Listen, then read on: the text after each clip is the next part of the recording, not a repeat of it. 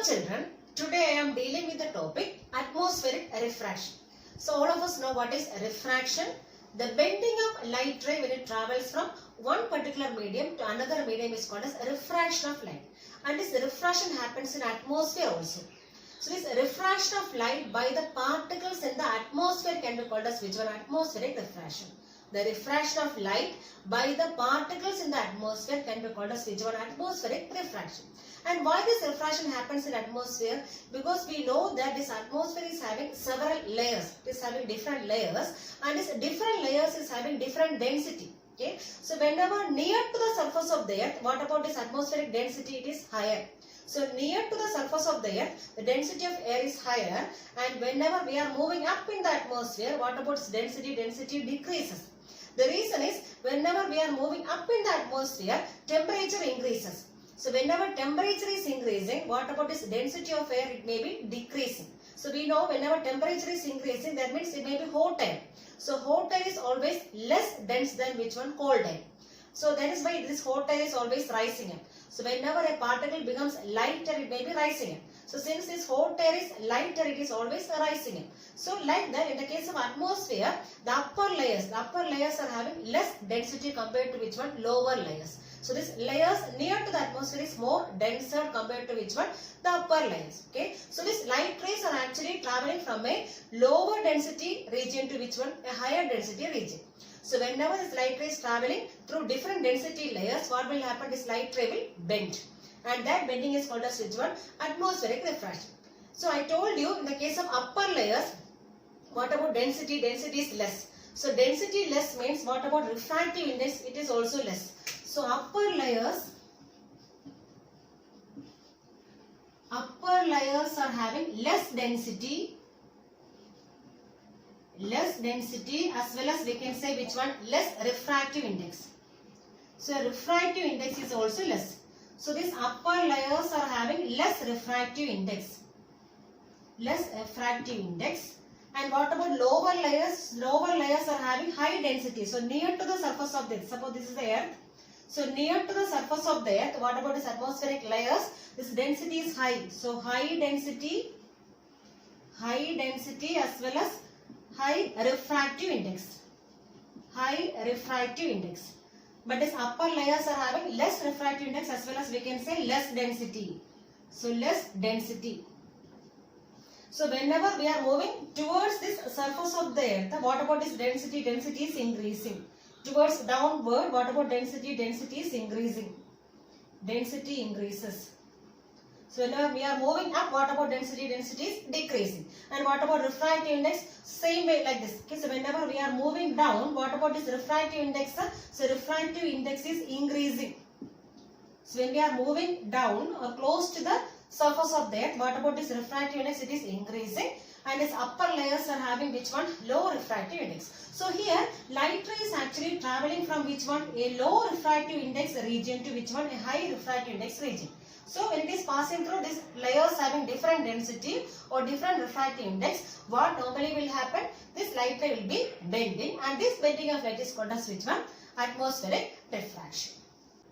There are various natural phenomena which occur due to atmospheric refraction.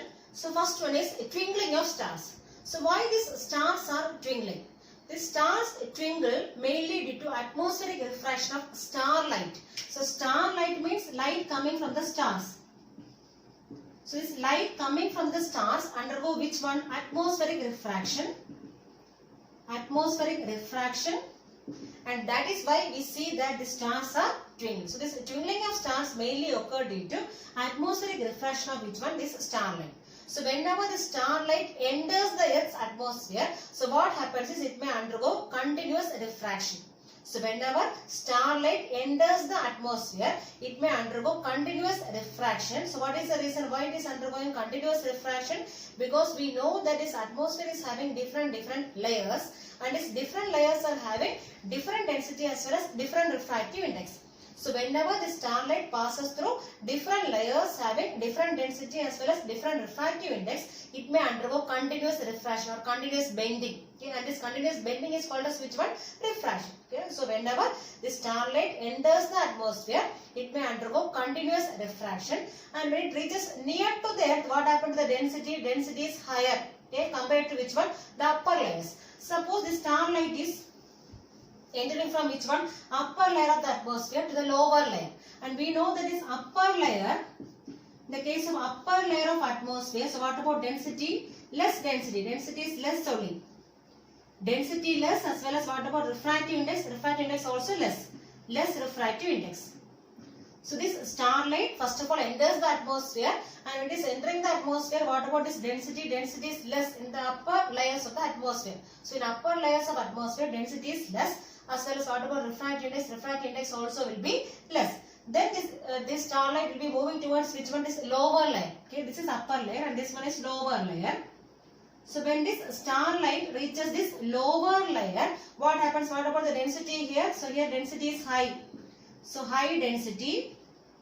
So this density is higher near to the surface of the earth, as well as what about refractive index? It is also high. So high refractive index.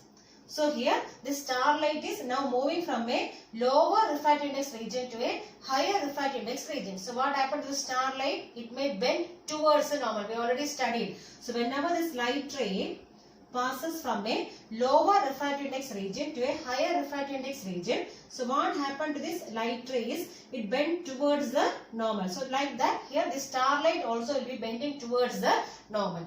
So whenever the starlight moves from this upper layer of the atmosphere to the lower layer, that means whenever it is reaching near to the surface of the earth, so what happens is the starlight will be bending towards the normal. That means, so we are not actually seeing the actual position of the star. This position of the star seems to be somewhat raised. Suppose somewhere here is the star. So here is the star, okay, and this starlight is coming to the atmosphere. So what happened to the starlight? It may undergo refraction, and due to this atmospheric refraction, so what happens is we can see the star at somewhat higher position. Somewhere here we can see the star. So due to atmospheric refraction of this starlight, so we can see this star at somewhat higher position than its actual position. Okay, this is actually the actual position of the star. Actual position of the star is this one. Okay, and actually due to this atmospheric refraction of which one? The starlight. So due to atmospheric refraction of this starlight, so what happens is this position of the star seems to be somewhat raised or somewhat higher position. So we can see this star at a somewhat higher position than which one? Than the actual position, and this position can be called as which one? Apparent position. Apparent position. So due to atmospheric refraction of this starlight, so what happens is we can see this star at somewhat higher position than its actual position, and that point is called as which one? Apparent position. So this is not the actual position. Okay, and this starlight, this apparent position is not stationary. So it is not a stationary position. It is not a stationary position. Since the light rays coming from the star again undergoing which one? Continuous refraction. This apparent position is not stationary. Okay, that means this position seems to be fluctuating. That is position of the star seems to be fluctuating, and we can see this light rays entering our eye seems to be flickers. Okay, that is why we are seeing this star as which one? Twinkling. So actually the stars are not twinkling. So why we are seeing this star as twinkling? Because of atmospheric refraction. We see these stars to be which one? Twinkling. Due to which one? Atmospheric refraction. So we are not actually seeing the actual position of the star because of which one? Atmospheric refraction, and this apparent position is not at all stationary. So again this light ray coming from the star seems to be fluctuating. So light rays are fluctuating, and this light ray entering our eyes seems to be flickers. That is why we see this star to be twinkling. So only the light rays are bending. The light rays coming from the stars are bending, but the stars are not at all bending or moving anyway. So since the star light is bending, we seems that star to be which one? Twinkling. So what is the main phenomena behind this twinkling of stars? It is atmospheric refraction.